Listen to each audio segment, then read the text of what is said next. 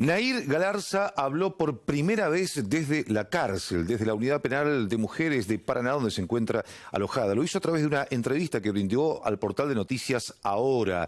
Y con su responsable está nuestra compañera Jimena Laperier. Hola, Jimé, buenas noches.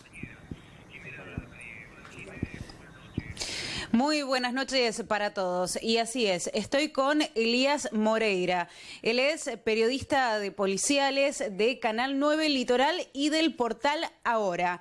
Ni bien llegó Nair Galarza aquí al penal de mujeres de la ciudad de Paraná, él estuvo gestionando esta entrevista que llevó bastante tiempo, llevó mucha preparación, llevó sobre todo el ganar la confianza de Nair Galarza para obtener finalmente esta entrevista, y muy amablemente está con nosotros para contarnos algunos detalles acerca de, bueno, cómo ha sido y cómo se generó todo esto y cómo ganaste la confianza de Nair. Bueno, buenas noches, muchísimas gracias por compartir este momento con nosotros. Buenas noches, ¿cómo estás?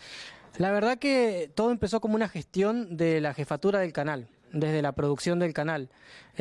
Básicamente lo que hicimos fue conseguir un número telefónico que nos daba algún tipo de acceso, por decirlo de alguna manera, y por supuesto que cuando llamé no me contestó Nair Galarza.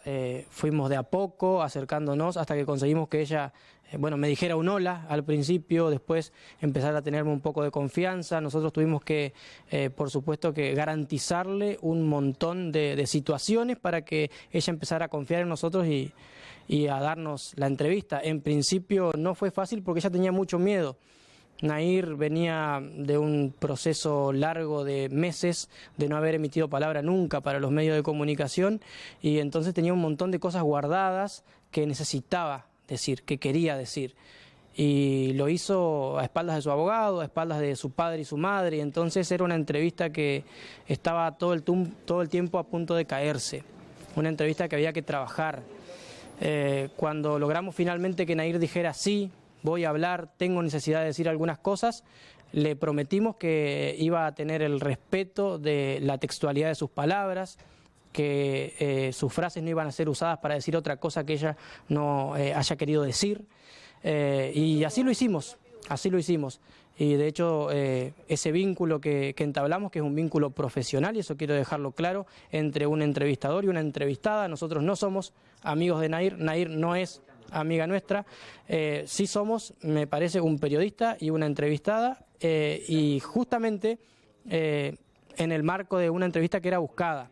Periodísticamente yo creo que hay que tener en cuenta que sobre todo del otro lado hay una víctima y una familia que seguramente está sufriendo, como también a su manera ha sufrido la familia de Nair Galarza, pero hay que entender que periodísticamente el valor que tiene esta entrevista es justamente porque Nair nunca había hablado y había que cerrar el círculo, es la voz que faltaba. Bueno, y ella quería aclarar, ella quería contar algunas cosas, y si tenés que sacar los ejes centrales de lo que ha sido la entrevista y por supuesto la impresión que te quedó a vos.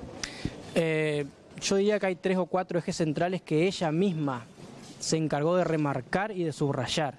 En principio, ella sola quiso hablar, porque uno le hacía preguntas que ella por ahí prefería no contestar, pero ella sola quiso hablar de Fernando Pastorizo.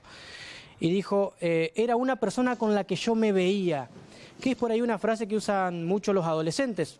Y yo me veía con él como me veía con muchos otros chicos, y no tengo vergüenza de decirlo porque es la verdad. Esto es lo que ella tenía ganas y quería decir, y quería que todo el mundo escuchara. Yo lo recalcaba todo el tiempo, esto que vos vas a decir, lo vas a decir para mucha gente, así que fíjate cuál es el mensaje que querés dar.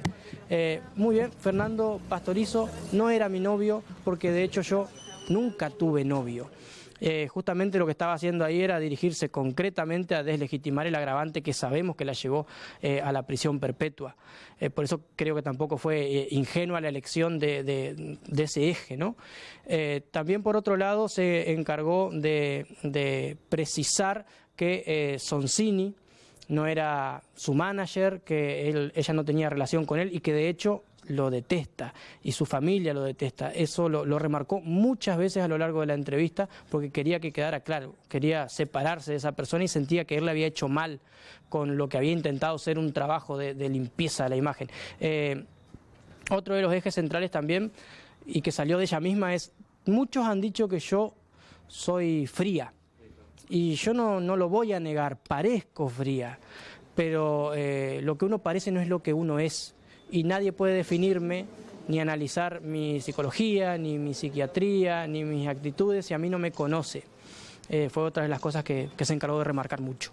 Bueno, muchísimas gracias por este contacto y realmente ha sido una entrevista larga.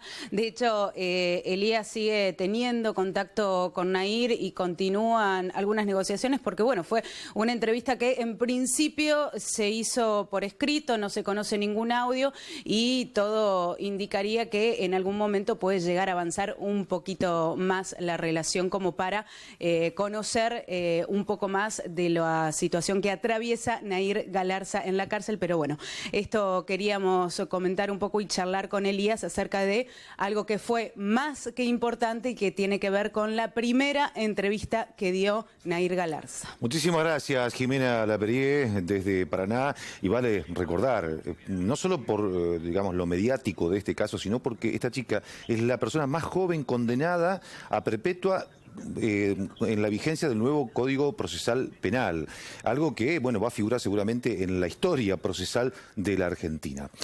Ahora continuamos.